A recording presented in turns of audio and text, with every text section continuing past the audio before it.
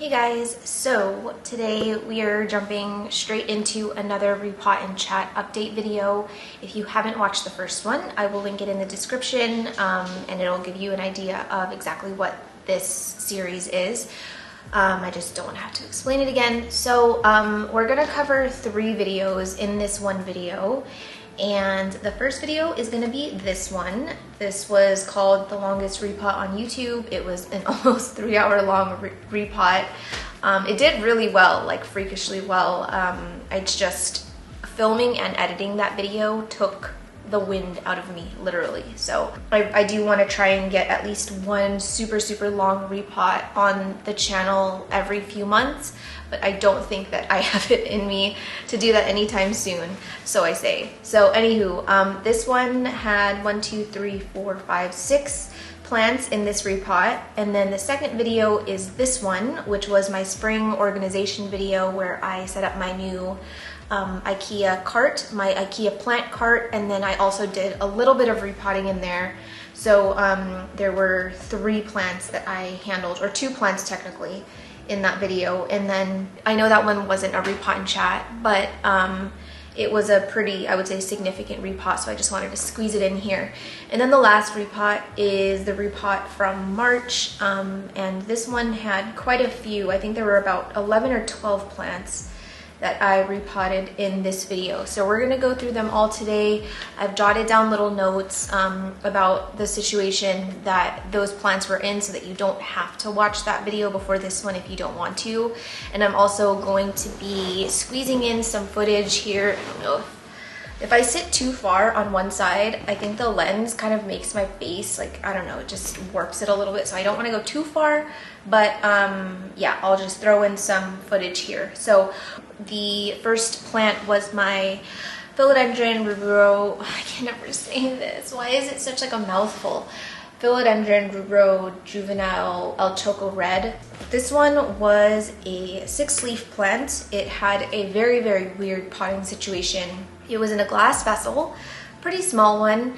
I used a clear plastic cup as a pot extender so that I could fill more pon at the top to get the stem rooted. And then I also had like a lazy pole situation with the netted back, and it just was not, it was not great in that situation. So it had started to crawl, so I just ended up putting it in a Muji planter, which is what I have it in now. I don't know if I mentioned in that video if it had spider mites, but like I said, just assume that every plant in my collection has had spider mites.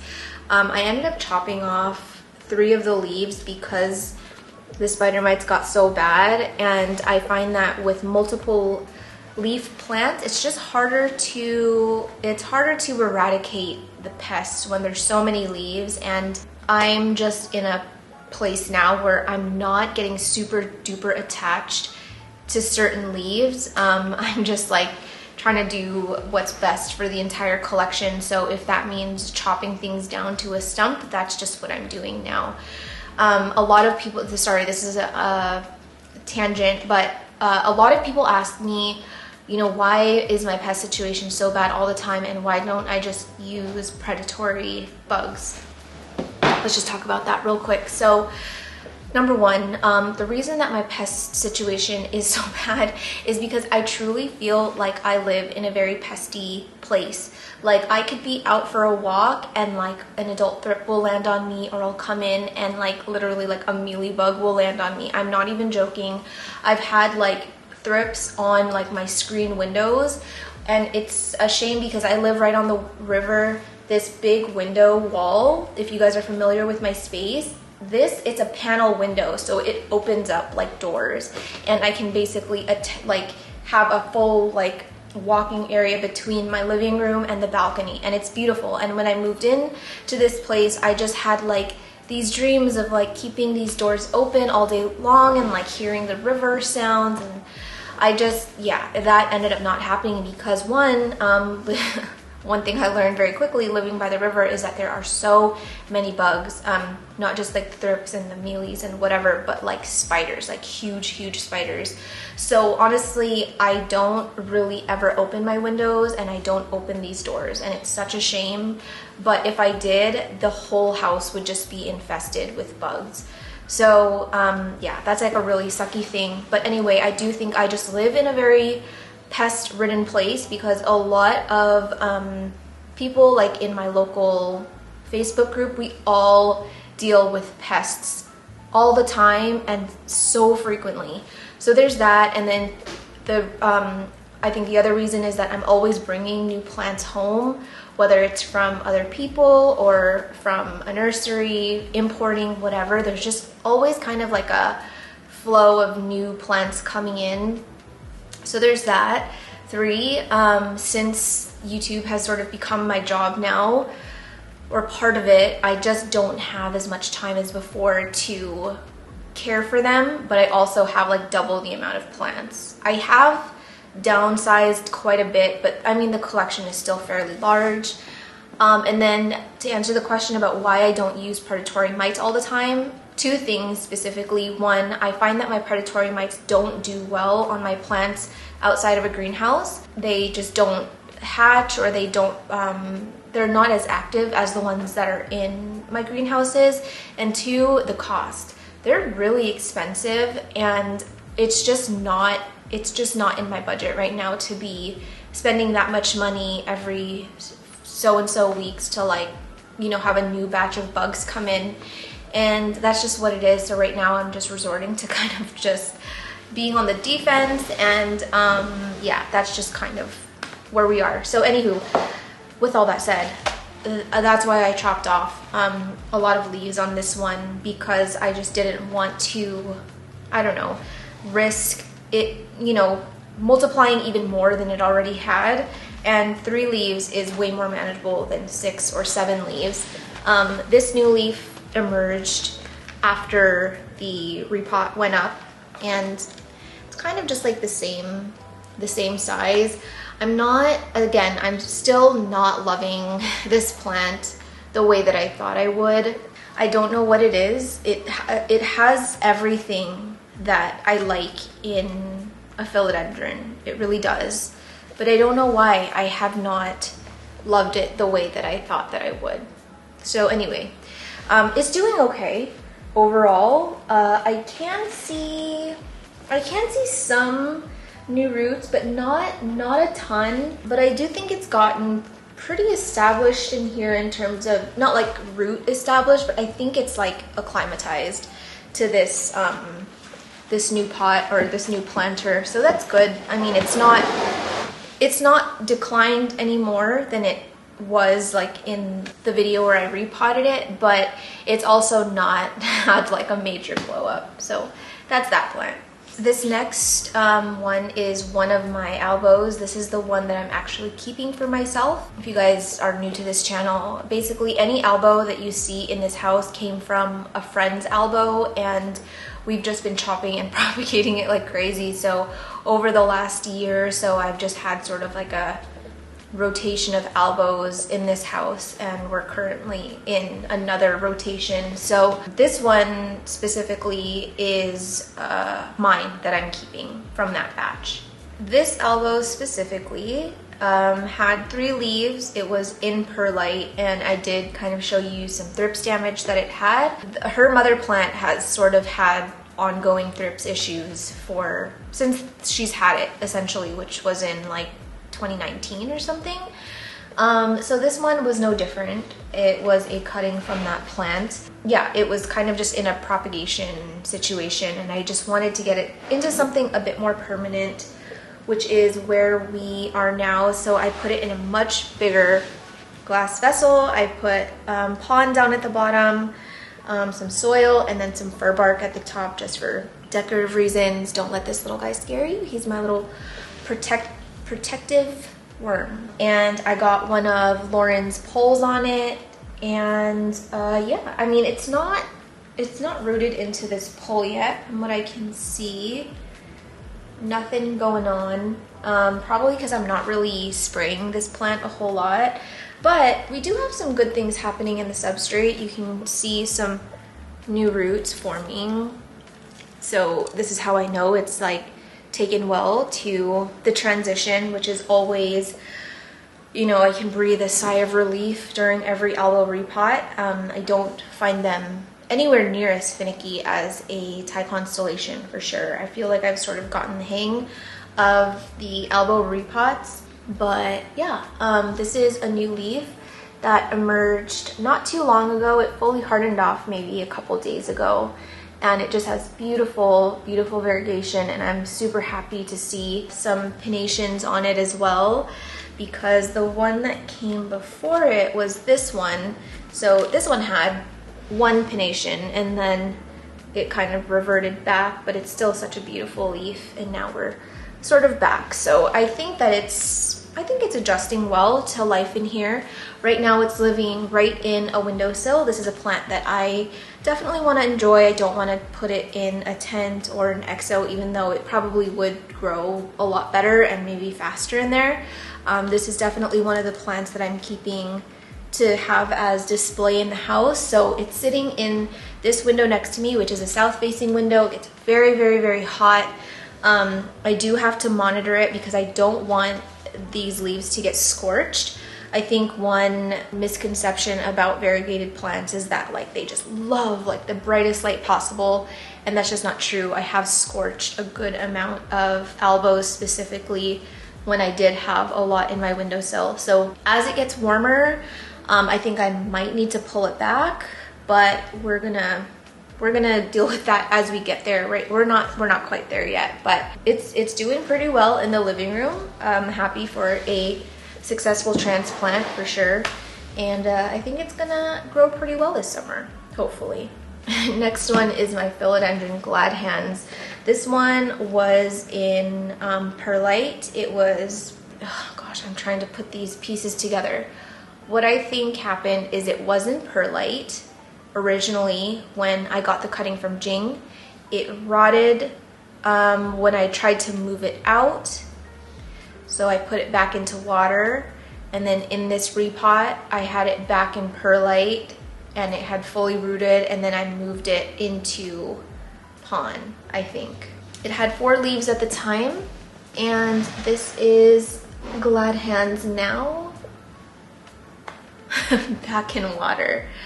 I'm very surprised actually at how finicky this one has been. Pretty much any plant really in like the pedatum family, they've been like pretty easygoing. You know, like I've had a Florida ghost. The only reason that I don't have a Florida ghost now is I don't think it died, but I think I just got rid of it because it wasn't giving me any white.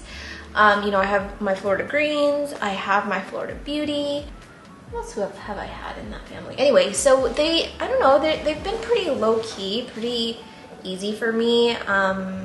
I don't find them to be challenging at all. But this one, I don't know what it is. Every time I go to repot it, something happens to the roots. I'm not very confident in moving it again, which is why it's still in water and has roots that are way too long. Maybe one of the downfalls of the multiple failed transfers is that I have waited a little bit too long to get it into water, or to get it into its permanent substrate after rooting it in water or rooting it in perlite. Maybe it's something where it has to happen a lot faster, but if that's the case, I've definitely missed my window. And honestly, I'm not really in any rush to get this repotted again. It's just I'm not feeling very confident. I should get it on a pole because we're gonna start seeing leaves that are teeny tiny very soon. The stem is only getting skinnier, which is not a good sign in terms of knowing if your leaves are gonna size up. Like you can see how thick the stem is down here and like how skinny it's getting up at the top. So she needs physical support soon, and I don't know. I love that plant, but almost not enough to keep going through these multiple failed transitions. I almost feel like maybe this isn't a plant for me. I'm not sure. but Alice is here, so I'll be right back. Alice saved my ass today with a venti Starbucks. I haven't had any caffeine today, so this is amazing, and I appreciate you, Alice, so much. I asked for a hug today because I missed her. I feel like I haven't seen her in so long. We never hug, but like when I saw her, I was like, you need to hug me, hold me.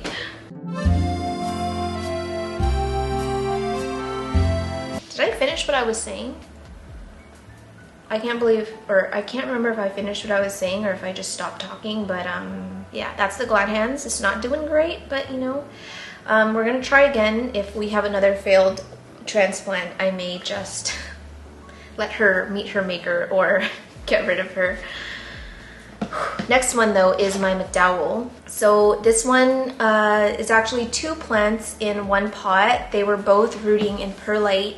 One of the McDowells is from Alice, and then the other McDowell is one that I picked up locally. Both of these McDowells specifically both had a pretty gnarly case of spider mites, and it's very hard to get rid of. I'm pretty sure it still has spider mites, but I decided to just keep it separate from the rest of my collection. It was sitting in my kitchen for the longest time. Now it's sitting in the corner with my Florida green, but not touching my Florida green. Anyway, like I said, it was in perlite. I moved it to a no drainage vessel with leca down at the bottom and a very, very chunky pon up at the top. There's a lot of perlite in here. And oh, let me show you the plant. So this is McDowell now. It's pushed out 2 new leaves since that repot. This pillowy guy right here, and then also this little pillowy guy. If anyone doubted the IDs of these postazanums that were popping up in the stores, this is that postazanum. I got a few comments in that video where I said that it was a McDowell that were like, no, it's not a McDowell, that's a postazanum. It's not, it's a McDowell. It's got that classic red cataphyll.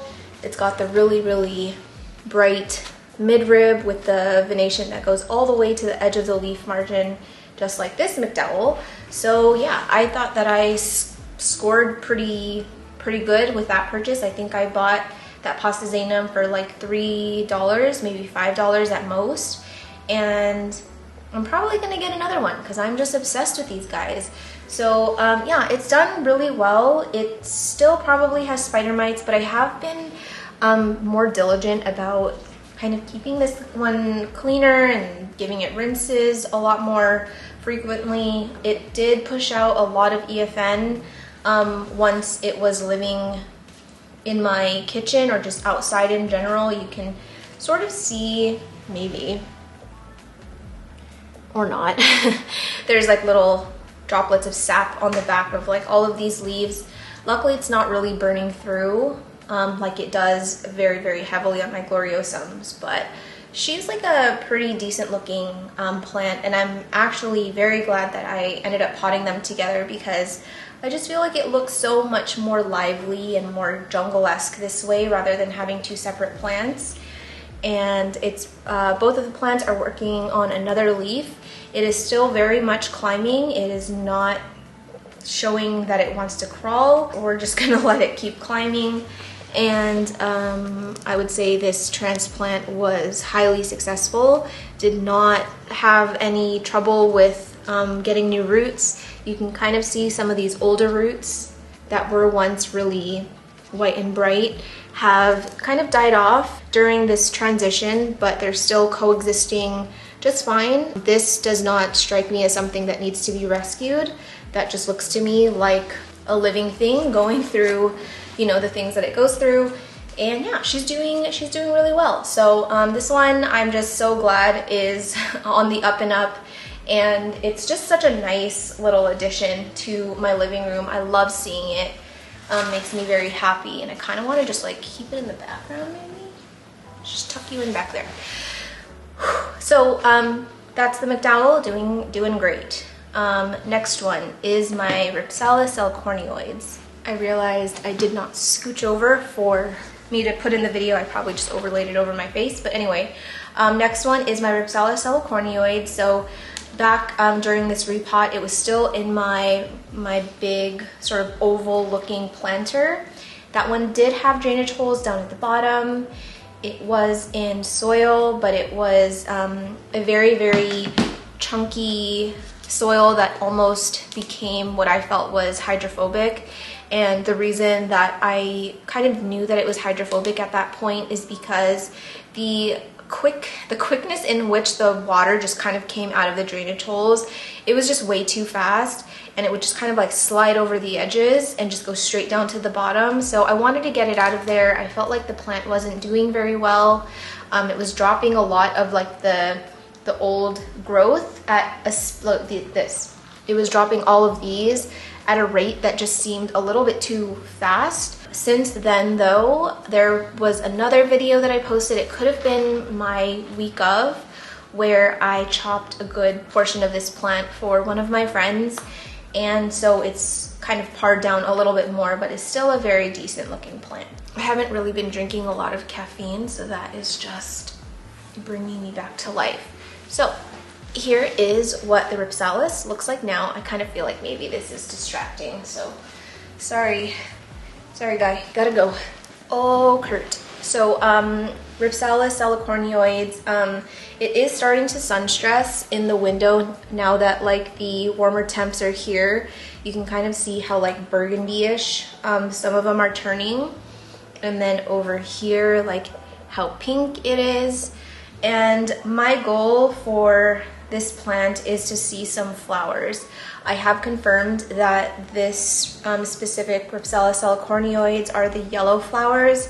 I think that it also comes in a pink flower, but I know this one is yellow because my grandma's flowered and she has a little baby from this plant. I want to say that the plant is doing much better than it was before. It's not dropping these little thingies as often as it was before. They're seemingly like holding on a little bit longer. It doesn't dry out as fast, but in terms of root growth, I can see a decent amount of roots growing down at the bottom. There is sort of like this white, like fungusy looking something in there, and a part of me wants to say that that's like mycorrhizal inoculant at work, but there's another part of me that maybe feels like maybe it's not. Either way, I am happy with how it's doing. I don't feel like it showed any signs of stress during the repot, even though it was a pretty, I would say, invasive repot. But I didn't really have any doubts about this. This one has always been pretty hardy. So yeah, nothing else really to report, but it's doing well. Next one is my Monstera Esqueleto. It was long overdue for a repot in this video. It had 7 leaves. It was in a very, very teeny tiny container in soil. There was a lazy pole with moss, and I ended up chopping this plant. So I chopped the top off well, I was gonna originally keep it, but then my bottom cut did so well that I just decided to sell the top. So the top has been sold, the mid cut went to my friend Fern, and then I kept the bottom cutting. And this is what the plant looks like now. Not too different than what you would have seen before. It has not rooted into this pole yet, which is kind of surprising. But the roots in here have kind of shown me that it is not unhappy. I can see some new acclimatized roots, so that's good. And I guess the most exciting part is that a new leaf has come out, and it's actually a pretty decent sized leaf for being a bottom cutting. It's got all of those pinhole fenestrations.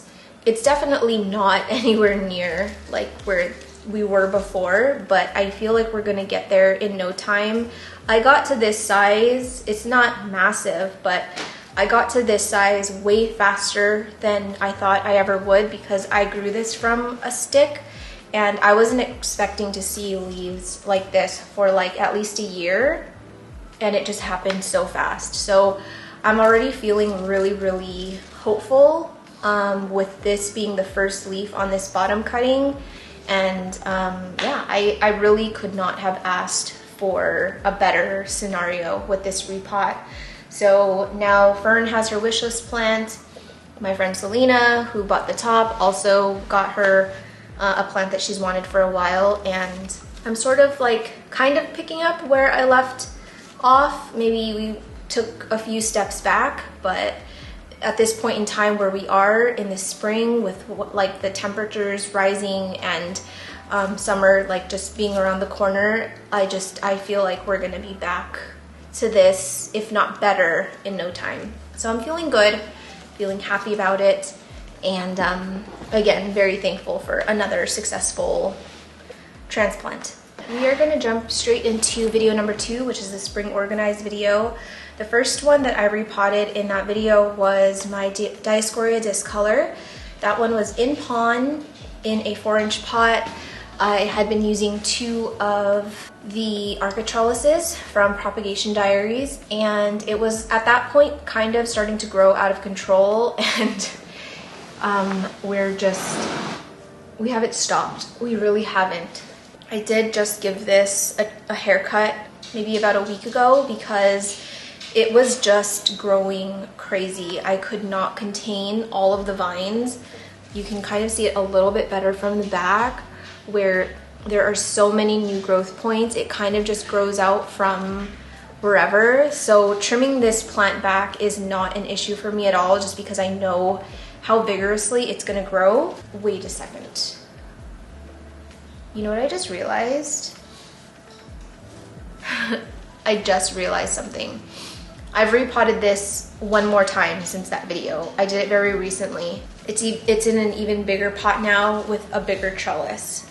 So anyway, besides that, I did have a little bit of an issue with like some of these leaves kind of doing this bright sort of pinkish color around the leaf margins and then it turning like this brown color.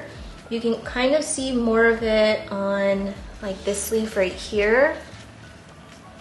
And I'm not sure if that was from that 1 week where I over fertilized things a bit. That was my guess. I think I did it with one of my, or a few of my anthuriums, and I don't know, I feel like I went a little bit too heavy on the fertilizer that time. That one could have been subjected to my carelessness. I wanted to kind of flush out as much as I could. I know that it doesn't really work that way in terms of like removing an excess of, you know, whatever fertilizer from the plant itself, but wow, this whole vine just died.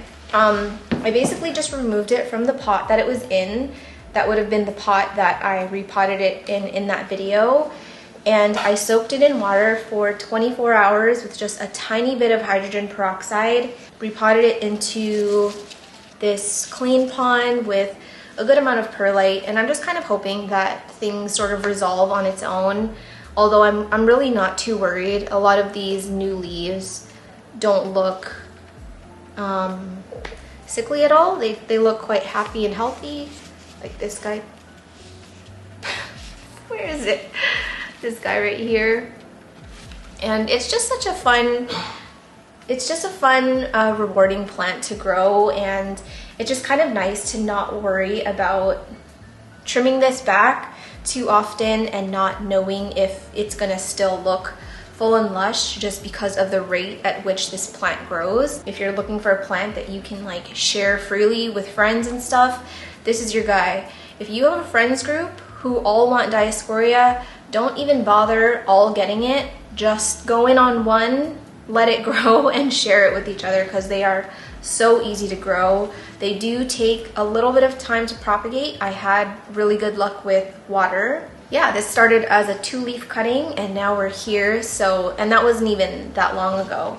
So that's my words of wisdom for you today, is if you and your friends want Dioscorea, don't splurge and get a bunch. You really don't need to. Just get one and share it. So yeah, it's doing all right. I feel like Era at Propagation Diaries is gonna have to start making even larger trellises than this, because I'm not quite sure where this is gonna, you know, fail me. Like, I feel like we're kind of getting to a point now where I need some sort of actual trellis situation. I would love, and I think I mentioned this, I would love if I could just stick this in the corner of my apartment and let it grow up the brick wall.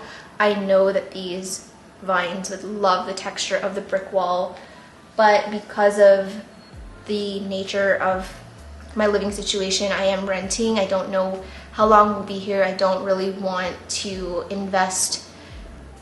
I don't really want to put myself in a position where I have like a whole brick wall of diasporia and I'm gonna have to like rip it all down. So we're just kind of ignoring the issue at hand right now and just kind of seeing where it goes. But I do think that I'm gonna give this one probably a big chop before my trip next month, and all of my aunts and my mom and my sister will be getting diasporia against their will. The last plant from that video was another one of my elbows. Well, it's not my elbow. This one is one that I'm growing for a friend. So it was 3 leaves in perlite. I did end up chopping the bottom to propagate. That one unfortunately did not make it. I had it, I don't think I had it in like a greenhouse or like a cloche or anything. It was kind of just like in a cup out in the open, and it just completely dried out. So that's one thing that I can suggest with elbow props, is that even though the stems are very, very susceptible to rotting, you also don't want it to be in a super, super dry environment either, because they do have a tendency to dry out very, very fast and just turn hollow. So unfortunately that guy didn't make it, but it's fine. We are not at a lack of elbows at all. So I ended up repotting it into this vessel here. Now that I'm thinking about it, I think I originally said I was gonna keep this one and give that one to my friend, but now I've since then changed my mind. So I'm keeping the other one. This one is going to my back to my friend Pearl at some point. But I'm glad that you guys can finally see some of these roots now. I had been trying to show some of the new root growth before, but because of like how dark this vessel is, it was really hard to show you. But now that like they're really, really nice and big and bright, you can see how well this vessel has taken, or how well this plant has taken to this vessel. Now, I love this. I love this vessel specifically because having something that's like sort of semi-opaque like this is going to really slow down algae growth, but it's opaque enough that you can still see what's going on. And if it were up to me, I would probably purely have a mix of clear vessels, these vessels, and then just like cute ceramic cover pots and stuff. But it's so hard to find anything like this. I actually think this was a candle, like a huge candle, and my sister-in-law gave it to me. So unfortunately, when I give this back to my friend, I am gonna take this vessel back because I love it very much. But anywho, I did get it on a lazy pole, and you can see the start of a little tiny root there. And yeah, I think this one is gonna take off in no time once it really, really gets super established again. This leaf has just been yellowing off at a pretty slow rate, and I'm in no rush to chop it off. I'm just kind of letting those mobile nutrients move back into the rest of the plant. And I wouldn't be surprised if a new leaf joined us very soon. And now that I'm taking a look at the sheath on this petiole, it does look a bit plump. She definitely looks Prager's. So that wraps up that video, and now we're gonna go into the last video. So the first one was my mandula, and it was 3 leaves in soil, and I think I mentioned that this was the one that I was gonna try and size up again after going into my failed attempt the first, and I feel even second time. I can't remember if I tried again, but I know I definitely had like one significant fail. But this is her. Not much has happened since then, not a ton of action. I've only had 1 new leaf since that video, And it is really true what they say. This has been my experience personally, that the Mandula is a much slower grower than a lot of the other same varieties you'll see in that family. So I wasn't really expecting it to super take off. I think the plan is once it outgrows this lazy pole is when I'm going to graduate it to like a real pole. But for now, it's just kind of sorting itself out. It has new roots. It's taken well to this new vessel. I didn't really have a lot of doubts because it was kind of in the same situation as it was before. Really where my doubts stem with this plant is whether I can size it up or not. And what you're actually looking at behind me is a very mature Mandula, which I will show you in a future video. So I know it can be done. It's just, am I capable of it? We don't know. We're still finding out. This next one is what I believe is an Anthurium Angiomarcanum Af. It was 3 leaves in very hydrophobic soil with drainage holes. And when I went to repot it, it had a lot of dead, hollow roots from dry rot, which I wasn't surprised about at all, considering the soil that it was in was hydrophobic for so long. I think it was in that same vessel for like 2 years or something. So I repotted it, and it's not done any better, honestly. If anything, it's just gotten worse. This one has a fungus gnat in it. So anyway, it's not done any better than the last time, and I don't love this plant enough to kind of keep trying and trying and trying again. But I think what I want to do with this plant eventually is maybe just try my luck in pon or even leca. I don't know if this plant is loving being in soil indoors. It hasn't done well historically in this situation, so I'm not really sure why I didn't think of doing pon the first time. But I chopped off 2 leaves. You can see where they were. These are the old petioles. And yeah, it had spider mites. I was over it, chopped it off. This one seems to not really enjoy life. I did mention that this is probably one that would do really well in a greenhouse, or at least a space where it's more humid, or I don't know. A part of me wanted to just drop this off at Lauren's shop, but I don't even know if she wants it. But I don't love this plant enough to kind of keep babying it the way that I have been, in a sense where I keep having to like tend to it and, I don't know, I guess worry about it. And it's not really doing that great on this shelf. I don't know where the road is gonna take us, but she's getting pretty close to being yeeted. She's getting pretty close to being yeeted out of my house. Next one is an Amanda plant. This one is my Anthurium crystallinum lobes. It had 4 leaves when I was repotting it, and it had thripsises. I think it had an active case of thrips at the time, I'm pretty sure. So she was repotted in pon. Roots look pretty decent. They look pretty good. Can't really complain. I can see a lot of new root growth, so I know it's gotten established in that way. The leaves that were on it are still on it, with the addition of one new one here, and it just looks so munched and gross, and I'm thinking probably spider mites.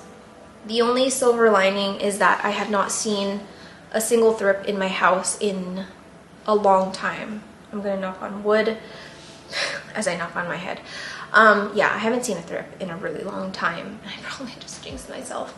But right now, my main issue is spider mites. I haven't seen a mealybug. I haven't seen an aphid. I have not seen any other pests besides spider mites and gnats. And to me, those are the 2 most annoying ones. So I'm not having a great time, but I'm gonna take the small wins and just be thankful that I am thrips free right now.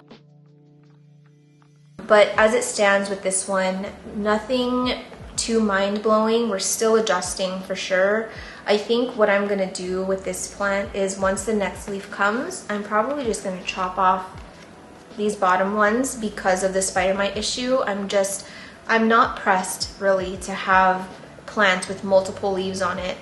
I have no issue at all chopping leaves off, especially if they have something like spider mites. It's just a lot easier for me to treat. It's less, you know, product that I have to use. So once a new leaf comes out on this thing, I'm gonna keep my fingers crossed. I'm gonna keep my fingers crossed and hope that the new leaf looks a little bit better than this. And then yeah, I'm gonna just say bye-bye to these other 3 leaves. Moving right along, my Alocasia heterophylla dragon's breath that I also got from Amanda as a corm. In this video, it was a 1-leaf plant that was, I think that was the first leaf to come out on it, or it could have been the first or second. It was in moss in a little tiny condiment container. I moved it to something a little bit more permanent, which is pon in this little teeny tiny vessel. You can hopefully see roots that have formed, and not gonna lie, I thought I was gonna lose this plant shortly after repotting it. A couple of days after I repotted it, that 1 leaf that was like pristine and like really cute, just like I thought I was gonna lose it, but I managed to keep the corm healthy. I managed to keep the stem healthy, and this new leaf emerged, and it dried out really fast, even though it's in one of my exos, and that's why the leaf looks like this. But I'm just glad it's alive. I'm glad there are roots, and I think the next leaf that comes out on this one should be significantly larger than this one. I'm guessing it'll maybe be about this big, but again, that's if I can keep it alive. Sorry, I'm just plowing through these because they are really small plants. There's really not much to update on. So the next one is another Amanda plant. This is my Anthurium Ace of Spades luxurians. At the time, it was a 1-leafer in moss, and it was a teeny tiny little leaf. That was the first leaf that I got on it, from it being a little stick, and it had 1 tiny root, a little teeny tiny root. So then I moved it into this glass vessel, and you can see roots looking like it's getting its little feet established, and it's also given me a new leaf. This is another one that I think I over-fertilized during that batch, and I was seeing some of this like same yellow haloing on some of my anthuriums after that one specific watering. But this one also had spider mites, and I don't know if you can tell, but there's like little like cosmetic damage from where they were. But overall, I can't complain. It is alive, it is doing well, it has 1 more leaf than before, and it's really cute. I'm just, not gonna lie, I'm finding it really hard to decipher between the different luxurians hybrids. Of course, I am over the moon and just so like grateful to have so many Lux hybrids, but like if they all did not have a tag, couldn't tell you who they were, to be honest. So this one is looking slightly more different than my other Lux hybrids, but still, man, you cross anything with a Lux and that Lux is just gonna like overpower the entire plant. So the next 3 are all from my Crystallinum Crystal Mag Forgetii seedling batch. So they're all from the same, you know, harvest, but they all look very different. The bigger plant was 5 leaves at the time, and the smaller plants were very rehabby. They were in water, lots of yellowing on the leaves. I was having issues with the new leaves melting, and I did talk, I think I talked a bit about, hello, wake up. I talked a bit about the vigor of certain seedlings in the same batch, and like the resilience of some, and how some are stronger than others, and how like I had no problem chucking.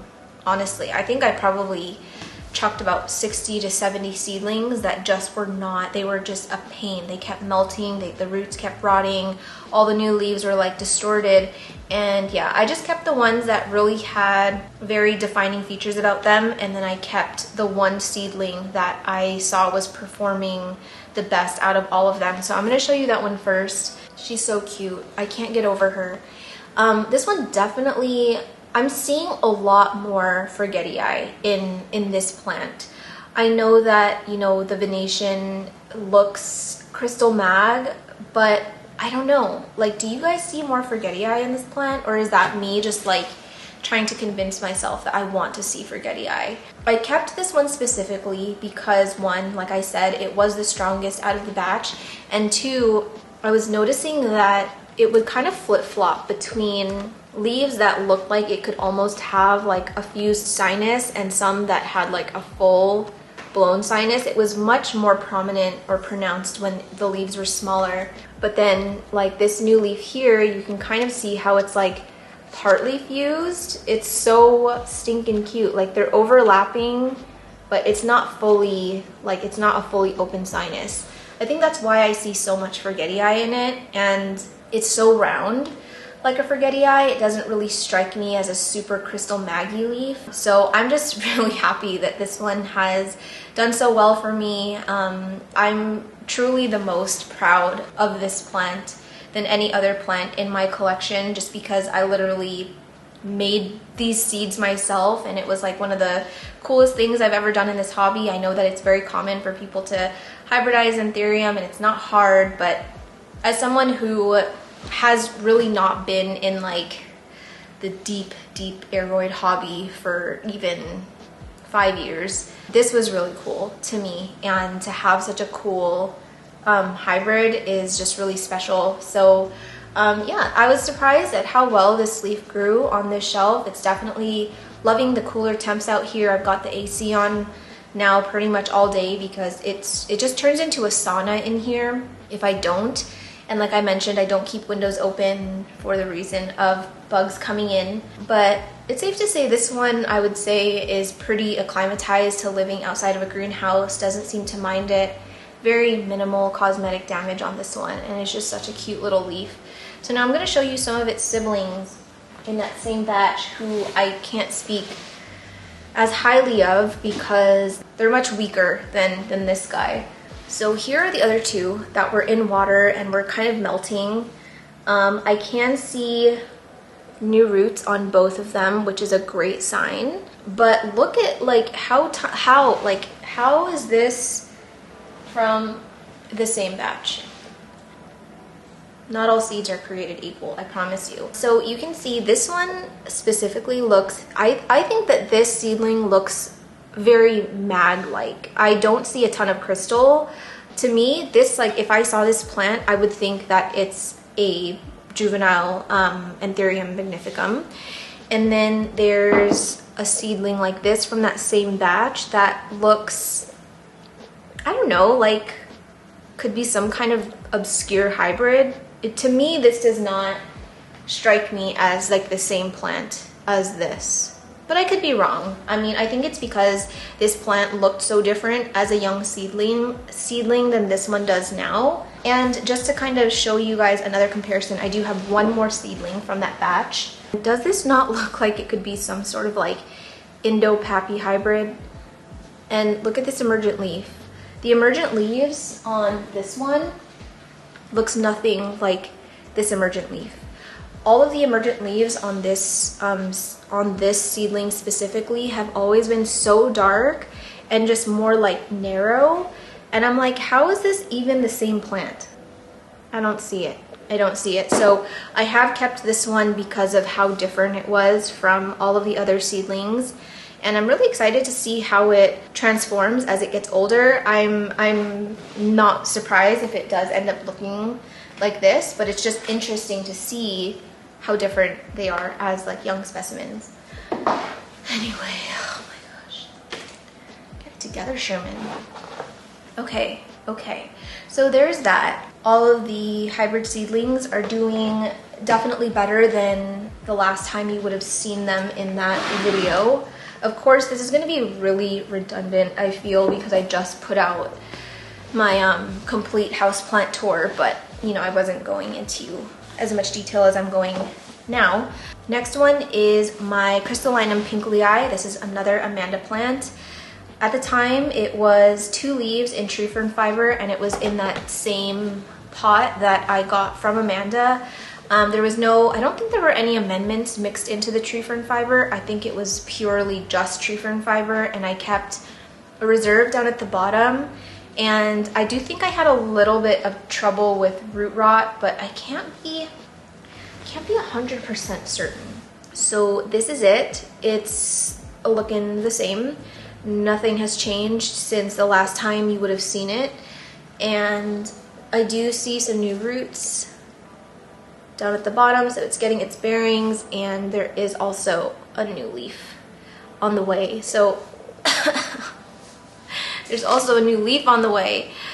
I'm filming a week of after this. I don't know how I'm gonna get through it. Not much to report on this. Took to the transition well, I would say. Happy to see a new leaf. Not sure how big it's gonna be, but we're gonna see. All right, we have 3 left to go. So third to last is the Anthurium forgetii that I got from Alice. And when she gave me this plant, it was so cute, like almost, I think from what I can remember, like pretty pristine looking. She's just way better at growing Anthurium than I am, even though she never wants to admit it. She's just too kind to admit it. But at the time of this repot, it was a 6-leaf plant. It was in soil with drainage, and all the leaves were sort of facing downward from being on this top shelf. And to top it all off, it had spider mites. Here's how we're doing now. The spider mites got so bad, I could not be bothered. I just freaking hacked away at it like Edward Scissorhands. And I'm just waiting for these petioles to yellow off so that I can easily pluck them off without damaging the stem. I can see a new leaf on the way, and it actually looks much larger than any of the emergent leaves I've had on it before. Like the size of this is pretty big in comparison to like what this one looked like. It would have been like way tinier. You can see all of the spider mite damage on, did I say this plant had thrips or spider mites? I can't remember, but I meant spider mites. You can see the damage left from the spider mites, but I'm not giving up on this plant because I love it very much. This is like one of my favorite like forms of forgetii. It's not quite like that super silver, but it's not the dark form either where it has like that really dark neon venation. It's kind of just like somewhere in between. So this is not one that I'm going to give up easily on. And the root sitch is, I mean, I would have loved to see more roots by now, but that's a good sign. We've got one, and it's big and fuzzy like a caterpillar, so I'm happy. The second to last is my Dione Dule, and it was a 1-leaf plant with a very, very long stem in a ceramic pot with drainage. And I just remember that plant drying out way too fast, and because it had drainage holes with just a teeny tiny little catch tray, what's it called? Drainage tray, you know, like the little bottom that it comes with. It was so shallow, it like barely like caught anything in there. It would just like spill out, and it was such a pain in the butt. So I did repot it into a vessel with no drainage, and I think I did a tree fern fibery soil mix if I'm not mistaken. So this is it now. I chopped the old leaf off because it was bothering me. It was like getting in the way, and it just looked really silly. It had the longest stem, and then like the leaf was this big. So I chopped it, but a new leaf is coming. I was actually really surprised to see it. I didn't think that it would wake up this this soon, but I'm not holding my breath yet because we don't know. We don't know if this is going to be another one of those leaves where it's got the long stem with a tiny little, you know, thing at the top. But I don't know. I think I probably should just like put this on my windowsill and just blast it with light, because I think the reason why it was so tall was because it wasn't getting enough light. It was just really reaching for it. So before I forget, I'm gonna just go put this in the windowsill. But it's seemingly okay. I'm not really seeing a ton of root growth unless the roots are just like really dark, but seeing a new leaf is very promising, so I am happy about that. Last but not least is my Philodendron tenue. At the time it was in soil with a moss lazy pole. It had several new leaves, or it had several leaves on it, and the newest leaf at the time had a little tear. I repotted it into a vessel with no drainage, with a somewhat denser mix, and leca down at the bottom. I think it only dropped one leaf after that repot. It didn't give me too much of a fuss, and it's put out 2 new leaves since then. So this was the first leaf after the repot. Did kind of like go back a couple notches in terms of size, which I'm not surprised about. That tends to be sort of my norm after I repot a plant. But this new leaf is kind of starting to catch up again, and I'm happy about it. I need to refill this pole. I'm so bad at refilling poles, but roots are looking really good, and I'm happy that this plant will be able to live in here for a lot longer. I don't see this becoming root bound for a long time, and hopefully we can get some leaves beyond this point. I really just want to see some proper lobes on it, because this one does eventually form like a really, not a wide sinus, but sort of like an overlapping sinus with like big ears, if I'm remembering correctly. I'm getting the ribbing, which is great. That's one thing that I love about this plant, is the little ribs on the plant. But what I'm going for is the long classic tenue leaf. And I find that this is not one that's really being talked about a lot. It's not a ton of people are after it, not a ton of people grow it in, you know, like the hobby, but it's such a cool plant. And I'm not gonna say it's the easiest, because it hasn't been. It was actually one of my more challenging plants as a young plant, but as it's gotten more mature, it's definitely made me stop working so hard, and it's kind of figured itself out. But I do think I need to re-up this pole soon, because these aerial roots are just like, it's begging for it, it's waiting for it. But yeah, roots look really good. I'm happy about it. This one's living in my open exo right now. It's really not getting a ton of light. I am super controlled with the watering on this one, just because it's not getting a lot of light, but she doesn't seem to mind, and I'm really happy with the size progression, especially after being repotted. And I think we have covered all of them. I am so sorry that I'm out of breath. I don't know how I'm gonna get through the rest of this day. But yeah, that is the latest on some of the more recent repots that I've done. I think I've done maybe 2 other repots after that. So maybe maybe after July, I'll do another repot and chat update. But those are the plants as it is. We've got some good, we've got some bad. I'm hoping from here on out we're more on the up and up, as temperatures definitely start to warm up, and I think the plants are gonna love it. So yeah, that's where we are. I hope you enjoyed it.